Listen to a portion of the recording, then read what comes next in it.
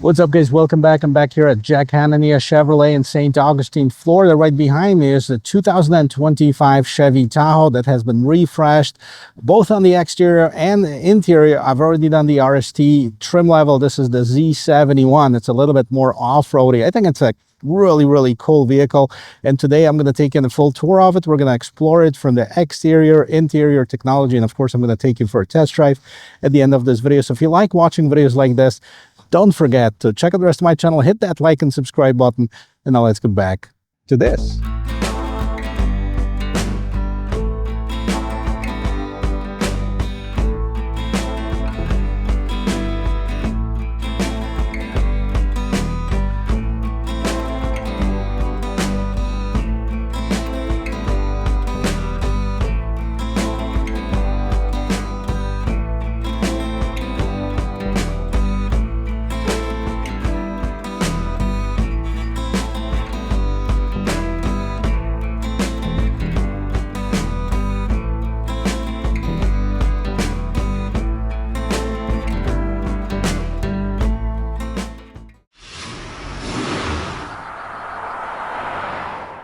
And for 2025 model year, Chevy refreshes its Tahoe. As you can see, this is brand new. The way that the lights are situated and the shape of it is different from what it was before.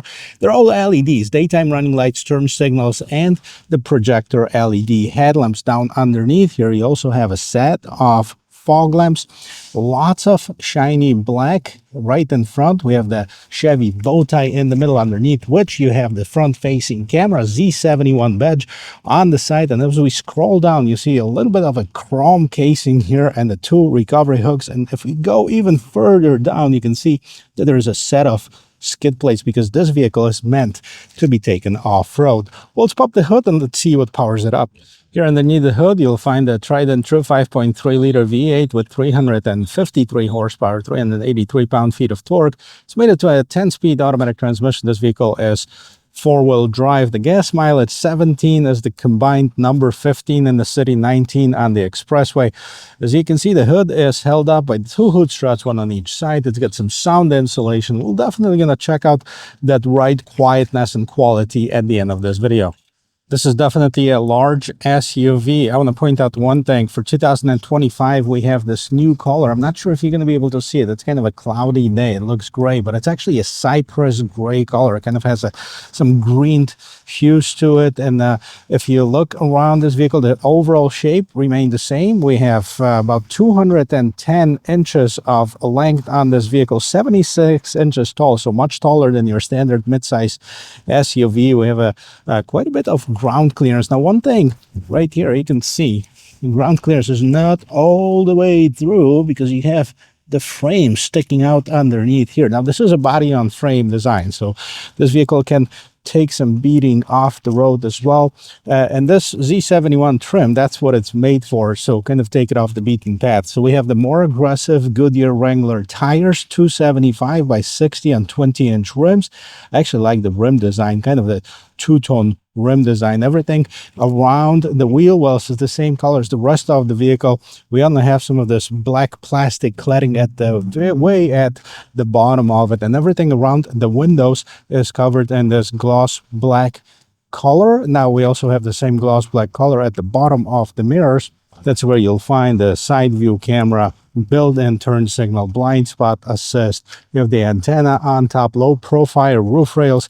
And if you weren't sure as far as the specifics of this particular vehicle, you can look at it right here. So we have the curb weight of 5945. This is the weight of this vehicle. It can tow up to 7,700 pounds. Now, properly equipped, it can tow up to 8,200 pounds, depending on which model. But take a look at this on the side. Looks like a proper SUV. I actually like it. Now, some changes right here in the back where Chevy did a slightly different lights in the back here. Now you can see how nicely they glow. They're in this plastic casing. Kind of reminds me of this Cadillac Escalade when they started off, and we have the LED lights and this clear plastic casing. So we have the brake lights, reverse lights, turn signals, the whole 9 yards here. We have this shiny black trim all through the vehicle.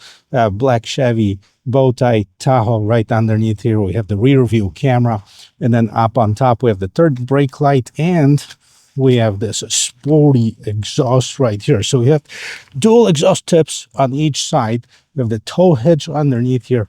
Now let's pop this gate open and see how much room we have on the inside.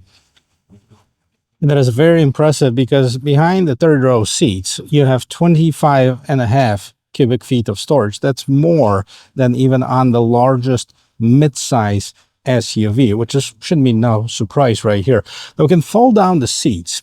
It's pretty cool because this is all power. Let me see if we can actually do that. Okay, this way. Boom. Folding down the rear seats. And if we do that, you're going to go about 75.5 cubic feet. And guess what? If we drop these, which I have my backpack on, if we drop these and all of them are folded down, you're going to go up to 122 cubic feet of cargo space, which is really, really good. Now let's see what we have in the third row seat. Cup holders, USB Type-C charging port. Up on top, the rear passengers enjoy their own vents for climate control, and there are some hooks over here in case you need to put something there. And this right here can be hidden. This is your third row seat, middle seat belt, because yes, 3 people technically can fit right in there. Well, let's see if that's true. And in this configuration, getting inside the third row seat can be done several different ways. Of course, we have the captain chairs in the back. So you can move these seats. You hold it twice, okay? And it kind of tumbles forward. And that leaves you this much room to get in. Or you can, of course, just fold them up and go through the middle right here, and depending on what you prefer to do. But this seat is huge. It has tons of room. Let's check it out. Well, this is, of course, the worst case scenario because I moved this middle seat all the way back, which would leave that passenger here tons of room in the middle. So if you share, remember sharing is caring, move the seat by about an inch or so, the passenger in the middle is going to have plenty of room, and so will the passenger in the third row seat. And of course, I still have plenty of headroom. That's about 2 inches, 2.5 inches of headroom, plenty of shoulder room, even in this third row seat. Now, of course, kind of the same thing, getting into the middle seats, no issues, plenty of room for even the tallest passengers. Now, right here in the middle console, we have the climate control settings, we have the heated seats, we have the USB Type-C ports, and the regular 120-volt outlet. Now, the vents are up on top, so if you're looking for them in the console, you won't find them. They're up on top, actually, and both seats, the driver and passenger seats, have some seat back storage. Now, this vehicle has a panoramic sunroof, as you can see. And let's take a look and see what's going on this rear door panel. And this is all nice and soft. We have the soft touch materials right up on top, a leather trimming, and of course the seats are leather trimmed too. Now, this is that faux wood. We have some chrome. We have some shiny black, so nice combination. And we have a Bose branded stereo. Lots more storage, and the doors itself. Let's see what's going on in the front. This is big. Before we get inside of it, I know some of you are wondering, the final assembly point for this vehicle is Arlington, Texas. 17, we already talked about it, as the gas mileage, and I know we'll get through some of the pricing, but this particular one is at $75,020. That's all in with destination and some of the equipment. Let's listen to the door closing. Boom. That is actually pretty good. And in the front, you have the same kind of setup as in the back, with the addition of 2 memory seat settings and, of course, the window mirror lock controls. Down on the door sill, you have the Chevy, non-illuminated, nothing crazy like this. We have the power adjustment on the seats. Both driver and passengers get it. The seats are nice and comfortable for different body types, so they're wide, okay? So even the larger people will find them really nice and comfortable. On the left hand side of the steering wheel, you have the mode button. This is for your different four-wheel drive high, four-wheel drive low, two-wheel drive high, electronic parking brake. We have the 360 camera, parking sensors, auto start stop feature that can be enabled or disabled, traction control, hill descent assist, lane keep assist, and your parking sensors. I believe this is your tow. No, this is your basically instrument cluster dimmer, so you can make it brighter or dim. This is your light control and the fog lights. And the steering wheel, we have the tilt and telescoping, and it is manual adjustment on it. Let's close the door. Pretty nice and solid. The interior has been revised as well. As you can see, now we have these massive screens in here. Let's bring it to life and see what's going on in here. So the smaller screen, of course, is your instrument cluster. Buckle seatbelt to shift. Well, I'm not going anywhere, but this is one of the safety features. I think it can be disabled, hopefully. Anyways, it also shows you right here of how many people are not wearing the seat belts, and we have several different options as far as the configurations and the view. So let's see if we can go through some of them. So this is one option. If you want to drive with Google Maps, turn on location on the center screen, which this is a brand new vehicle, so probably nothing has really been done on it, but there you go. We just turn that on. And we're in the United States, St. Augustine, right here at Jack Hanania on Dixie Highway. Okay, so you can have this. Now we're in the two-wheel drive, 99 miles range, 0 miles per hour. If you like this view, you can set it up so you don't have to look at the navigation on your main screen, which, by the way, you can if you want to. Here's your adaptive cruise control settings, and there's the minimum. You can only see the speed if you'd like to. They have it set up at this. I actually prefer this screen right here. And we can see what's going on also in the main screen as well. I'm going to get to it. Lots of information here. Speed, tachometer, oil temperature, coolant temperature. We have all of this that you want. The compass, and yes, it's 59 degrees here. That's why everybody wearing their winter jacket in Florida. Now here's the steering wheel. Kind of small for the truck. I don't mind it because it fits nicely in your hand. You don't have any thicker spots right here as you see in many of the vehicles, but nevertheless it's nice. It's leather wrapped, it's soft. So a bunch of buttons on each side. We have the cruise control settings. We have the adaptive cruise control settings. We also have the heated steering wheel. This is the button that I was using to change the different screens, media, voice control, etc. The shifter is right behind the steering wheel right here. Pretty self-explanatory. Put it in reverse, put it in drive, and push to park. Now we'll get to the rear view camera in just a little bit, but let's take a look at the rest of this big screen. So right now we're on mute. This is where we want to be. Controls and safety, child safety locks, camera.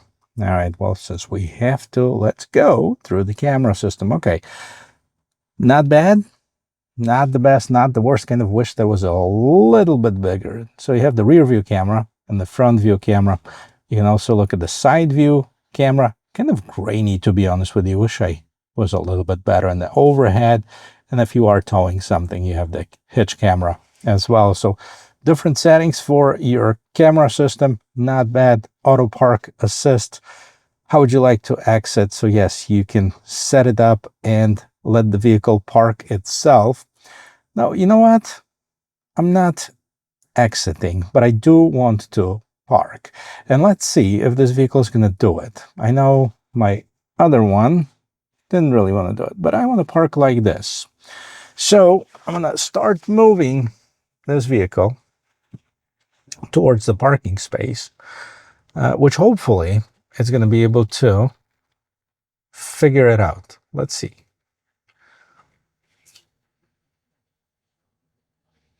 Okay, we're going. They're going to see it. What do you mean you will let me know the position to back in? We just passed through the parking spot. Come on. I see it and you don't see it. Well, and there you go. This is your computer system trying to park for you. I would have parked like 3 times already, right? Boom. It's actually very nice as far as backing up. Nice. The steering wheel has some weight to it, so it's not completely loose like you see on some vehicles where they overcompensate with the steering assist. So this is really good. We're kind of surprised that it didn't do it. Now it didn't do it on the other one because I wasn't subscribed to the Chevy. I wasn't set up. So maybe that's the thing. Maybe I have to be set up with that. Anyway, see more controls. So let's go to this main screen. Double tap to turn it on. Oh yeah, this is in the demo mode. That's maybe why it is. So this is the Google developed infotainment system. We've seen it many times. I'm not going to go through all of that. The main features, you have the Android Auto, Apple CarPlay. Those are wireless. Your camera, we went through that already. Auto Park Assist, climate settings, audio, maps. So this is really very impressive as far as maps. I was going to hit that other button right here. Look at this. Look at the size of these. Okay. This is the navigation the way it should be. Okay. A huge screen. Go to map. All right. Look at this. Look how big it is. And then you can do it like on the tablet. This is so visible, especially for us older people. Yes, I need that. You can zoom it out. You can put your destination, gas stations, anything like this. All right, that tells you, it even tells you the pricing on this. $3.10 for the cheapest gasoline. I guess it went up a little bit. So this is your map, home screen. Okay, down here at the bottom, you have settings for your climate control. So we have the dual zone climate control. Let me actually go to the climate control settings right here. It kind of shows me the front row seats. Now we can do it to the 2 second row seats. This is a single zone in the back, dual zone in the front, and we have a bunch of controls down underneath, including the heated seats. Does it have now? It doesn't. I thought it had the ventilated ones in, but well, this model doesn't. I'm pretty sure it is available. Now, scrolling down here, we have an addition buttons for the climate control, and if you prefer to do it old-fashioned way, as you can see, the temperature is adjusting here as well. Wireless charging, 2 USB ports. One is the C, one is still the old A, and then we have cup holders and a lot more storage underneath here. Now, if the Tahoe wasn't enough for you, you also go with the Suburban. This is bigger. This is, what, a foot bigger or so than the Tahoe? And I'm going to bring that on the channel as well. But this is the interior of it. Plenty of room. Up on top, you have the regular mirror. This is how you fold down the third row seats. You can also open the hatch from here. And here's your panoramic sunroof. So now we can open up just in the cover, or you can slide or tilt it. And then you also have the mirrors that are illuminated. Hello. This is it, guys. This is the interior of this 25 Tahoe.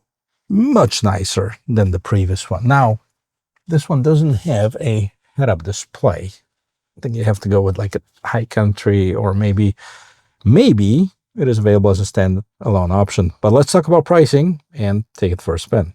And here it is, guys. I already told you this particular one is 75 grand. Now, the Tahoe starts at the LS model, starts at 63,495 if you go for the 4-wheel drive, or 60,495 if you go for the 2-wheel drive. So essentially, the 4-wheel drive, that's about $3,000 on the lowest trim level. Then LT 4-wheel drive, 66,695.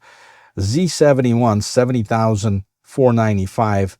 RST, which I've already done, 71,495 with 4-wheel drive. Premier, 78,095. And the top of the line is the high country, 83,195 for the 4-wheel drive.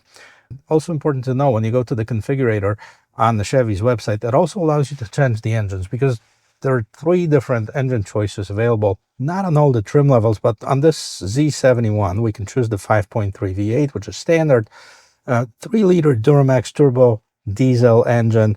That's $76,035. So that's about $5,500 upcharge for that. And if you wanted to go with a more powerful V8, the 6.2-liter V8, it starts from $80,430. So that is $10,000 upcharge for the 6.2-liter V8. I don't know why would you need it, but if you want to, if you absolutely must have it, that option is available for you. Let's take this for a spin, but before I take it out the road, I want to do a circle here because this is a large vehicle. That sticker is kind of in the way, but let's see if we can do it anyways. All right, steering wheel all the way to the left. Let's see if I'm going to be able to make it. It's actually pretty good. 210 inches long, and it turns. Now I am in two-wheel drive right now, which in this case is a rear-wheel drive, of course. And we can enable the front-wheel drive, like the all-wheel drive, or four-wheel drive, I should say. So that would be turn on in the front axle. And let's see how it goes on the road. I already did the RST, and the RST, I like that. I mean, it was technically more of a performance geared model. This is more of an off-road geared model. They're all both going to drive very similar. With this having more of the rugged tires and a little bit more of a rugged look, I think it's also a little bit heavier because of the skid plates underneath. But let's go. Merge in traffic. I felt a little boaty, but not bad. Very comfortable. You can see everything. The steering wheel, like I said, it's got some nice feel to it. Not on the steering wheel, but the steering system, I should say.